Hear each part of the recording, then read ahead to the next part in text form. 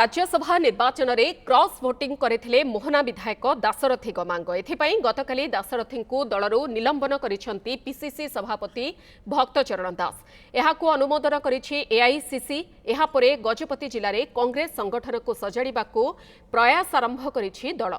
आज पीसीसी सभापति निर्देश क्रमे मोहनारे पहुंची कांग्रेस कर्मी आलोचना करिसेंती गुणपुर विधायक सत्यजित गमांग। निलंबित विधायक दाशरथी गजपति जिला कांग्रेस कमिटी सभापति दायित्व में थिले, तेणु तुरंत गजपति जिला कांग्रेस कमिटीर नूतन सभापति नाम भी घोषणा करा। तेणु जिलार प्रति ब्लॉक गस्त करी कांग्रेस कर्मी आलोचना करी पीसीसी सभापति को रिपोर्ट प्रदान पर जिला सभापति नाम घोषणा हेबो बोली गुणपुर विधायक कहिसेंते। सभापति थिले निलंबित होइछन्ति तो निहाती भाବରେ ଆମର गजपति जिला बोले कि नूतन जिला सभापति आवश्यकता पड़ी। आम भक्तचरण दास निर्देशक आसी जो 7टा ब्लॉक अच्छी गोटे म्युनिसिपालिटी आ गोटे एनएस अच्छी निहाती भाव मुझे गस्त करी।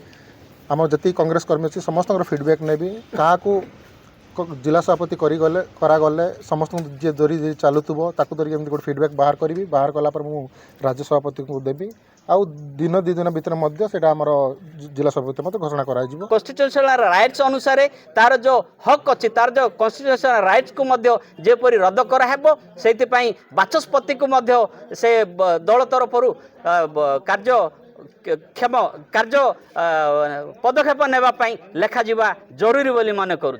आम गोटे संकलित कर्मी आमर दलर विरोध में जो मैंने आचरण कले जे हो ना जे हो कहीं विरोध करूँ। आज संध्यार तार कुश पितल को दाह करूँ।